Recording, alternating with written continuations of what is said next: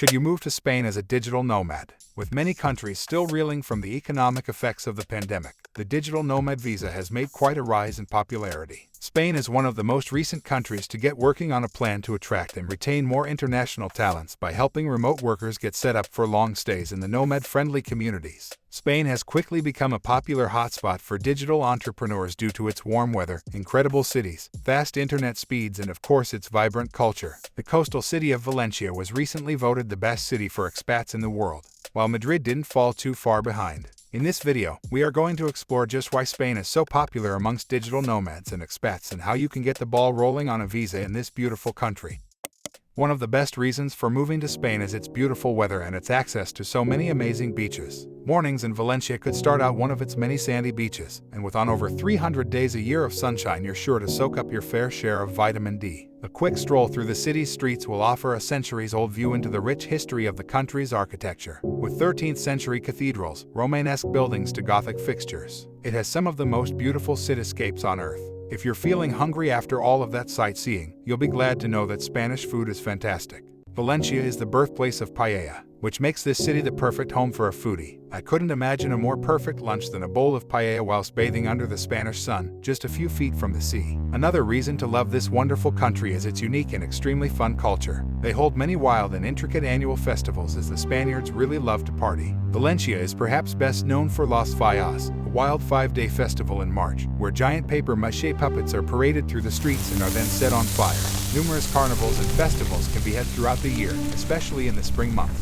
Even daily life in Spain feels like a party, as most days the city streets feel alive with the natural buzz of the friendly Spanish people. Cities like Madrid and Valencia both offer numerous places to work from as well. There seems to be an endless amount of working spots in Madrid, anywhere from coffee shops to libraries and even more official co-op workspaces. Imagine completing some tasks for work on a cobblestone sidewalk in front of a Spanish cafe, while sipping a café con leche as a few bicyclists cruise by. That doesn't sound so bad, does it? The digital nomad community here is also up and coming, which means finding like-minded individuals will be easy. This is important because life on the road can get lonely, and connecting with people who are living the same lifestyle as you is rewarding in so many ways. Madrid is also located in the center of Spain, making it an easy hub for those who want to fully embrace all that the country has to offer. As a matter of fact, one of the world's fastest high-speed rail networks can be found in Madrid. This service connects the city of Madrid to various parts of Spain, allowing you to travel around the country in your free time. You could have breakfast in Madrid and be in Barcelona before lunchtime. Spending the day in Barcelona will really prove to you how much this country has to offer. Barcelona is another Spanish city that also consistently ranked in the top 10 cities for digital nomads. It shares many of the same cultural vibes and architectural aspects as the city of Madrid, but this Catalan city is not landlocked.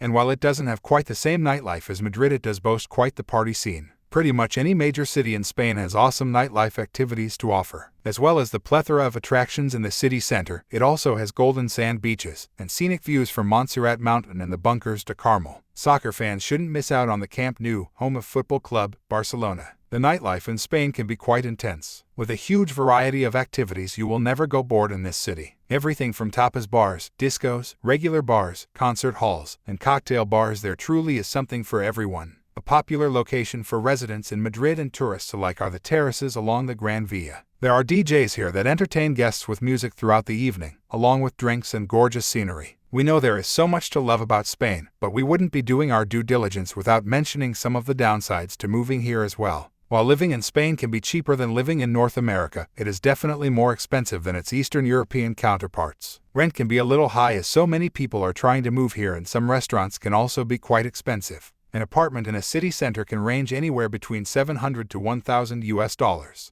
Not exactly expensive, but not as cheap as some of the other digital nomad destinations we've covered. Another issue we could foresee being a problem is the language barrier. While Spanish isn't the hardest language to learn, some people have an easier time than others picking up a second language. Many people in Spain do in fact speak English, but sometimes communicating every day can be frustrating when there is a language barrier. We would highly recommend doing your homework and learning as much Spanish as possible before making any big moves to Spain. The only other issue is one of popularity. Spain has become increasingly more and more attractive for digital nomads and expats, so it's no surprise that accommodations can be hard to find. Planning out your stays well in advance will help with any unforeseen obstacles when it comes to securing an apartment or a room to stay in. Let's answer a few common questions about moving to Spain. Do digital nomads pay taxes in Spain? If you plan to stay in Spain for more than 183 days in a year, you may be considered a tax resident and be required to pay taxes on your worldwide income in Spain. However, if you are a non-resident, you only need to pay taxes on income earned in Spain. Do I need a visa to work remotely in Spain?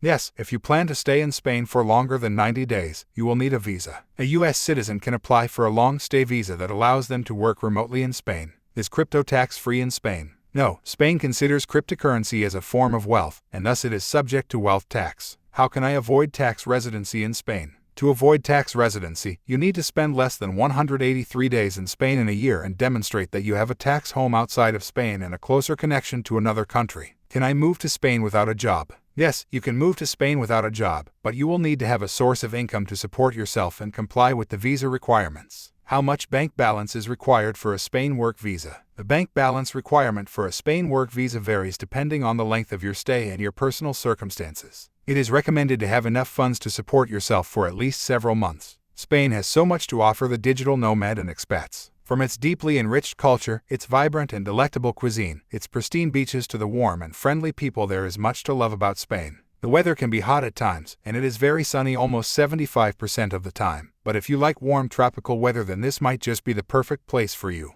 Pair all of these amazing aspects of life in Spain with the fact that it's very affordable and much cheaper than most cities in the United States, and it's impossible not to want to move here. However, as with moving to any foreign country, there are some hurdles. Getting a visa and proving you have sustainable income can sometimes be a headache. You also must do your due diligence and try learning some of the fundamentals of Spanish to help you get by with your day-to-day communication. If you made it this far, thanks for watching. Don't forget to subscribe so you don't miss out on more amazing content like this.